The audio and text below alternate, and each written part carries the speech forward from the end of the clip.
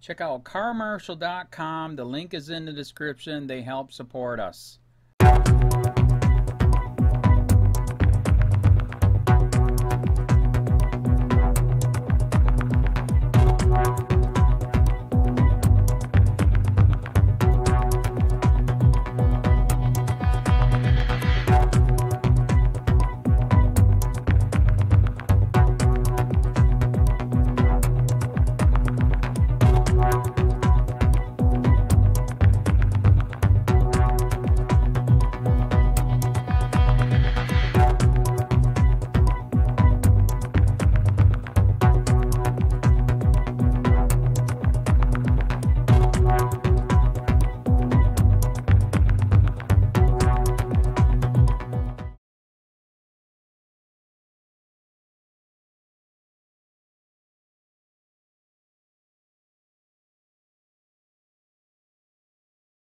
Former downstate correction officers convicted of inmate beating, cover-up. Abbott Brandt, Poughkeepsie Journal published 1:27 p.m. Eastern Time November 21, 2017 updated 9:17 a.m. Eastern Time November 22, 2017. 4 years after a violent attack on a downstate correctional facility inmate, 2 former correction officers were convicted in federal court Monday of the beating, and of falsifying records to cover it up. Former downstate correction officers Kathy Scott and George Santiago Jr. were convicted in the beating of then 54-year-old Kevin Moore, on November 12, 2013, according to June H. Kim, acting United States Attorney for the Southern District of New York. This verdict should send a loud, clear message to the New York State prison system that the protections of the U.S. Constitution do not stop at the prison wall, Kim said in a statement Tuesday. Inmate beating, federal charges brought against downstate correction officers. FBI investigation, inmate abuse at downstate, Fishkill facilities. Kim said Scott and Santiago repeatedly punched and kicked Moore in the head and body as he lay on the floor. Moore was then hospitalized for 2 weeks with facial bone fractures, 5 broken ribs and a collapsed lung. Kim said the pair were also found guilty of conspiring to falsify State Department of Corrections and Community Supervision records regarding the assault.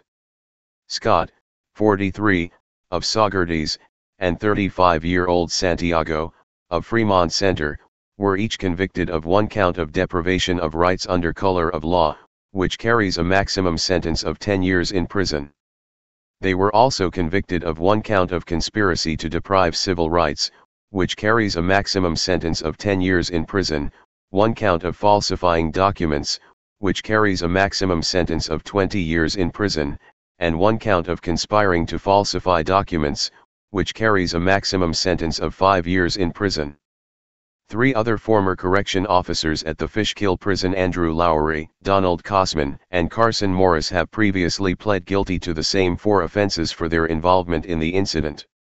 The convictions come after a 9-day jury trial before U.S. District Judge Kenneth Karras. Kevin Moore. Kevin Moore. Photo, courtesy New York State Department of Corrections and Community Supervision.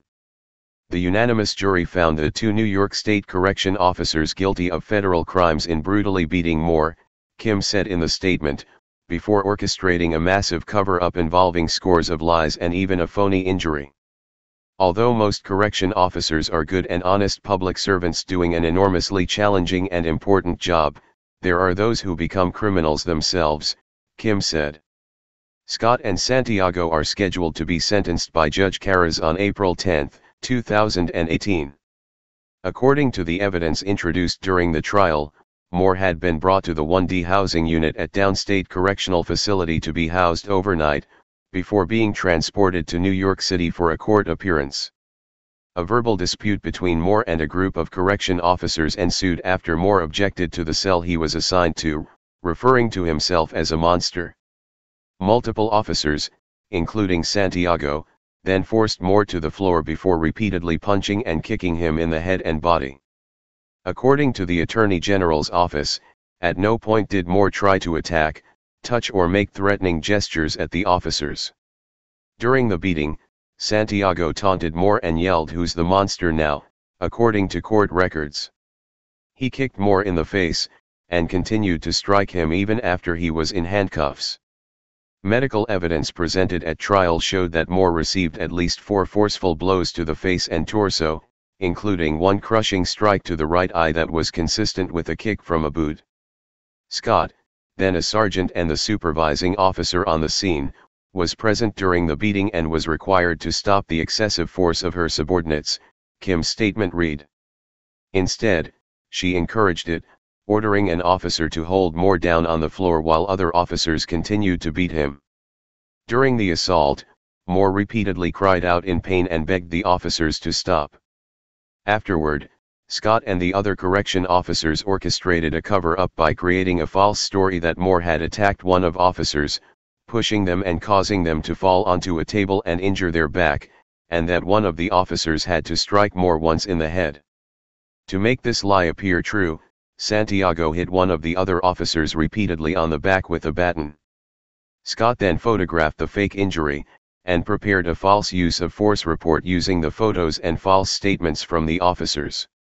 Scott and Santiago then repeatedly pressured other officers to lie to investigators about what had occurred.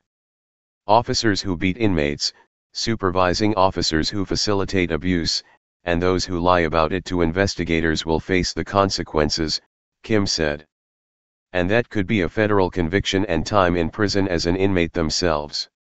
Abbott Brandt, abranty@poughkeepsiejournal.com, 845-437-4809, Twitter @AbbottBrandtPojo. Hey Charlotte County, this is Charlotte County COPWATCH, and I wanted to explain what fair use is. You can use pieces of news articles if you're doing it for news reporting, you have commentary, and you're doing it for education purposes. So that's what fair use is, as you can see right here.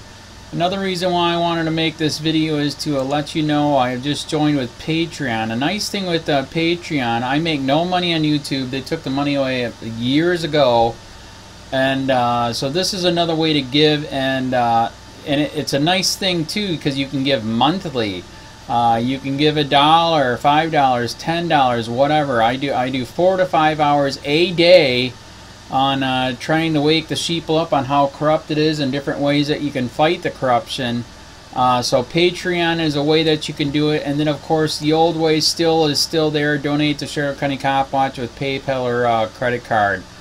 So keep that in mind. 4 to 5 hours a day. I make no money, but the corruption happened to me and I'm sick of it, so I'm trying to wake people up. But my wife would love it if if we could get some help out there. There's 47,000 subscribers. Just think if each one of you subscribers just gave a, let's say, actually, yes, $1 a month. 47,000 subscribers gave $1 a month. That would be awesome. That's not going to happen. But anyways, that would be great if it did happen. But do the math in your head. Just think about it. Like I said, 4 to 5 hours a day. I get no money from YouTube. YouTube has gone nuts. You can't do anything anymore. They're taking the money away everywhere. So these are a couple different ways that you can still help out with all this time that I put in. And as you know, I'm in a special situation where, at least I can do it, 4 to 5 hours a day. We have a cleaning company during the day. That's what allows me to do this, and we're debt-free. So this is my hobby. I don't go fishing and all that other crap. I try to save the world.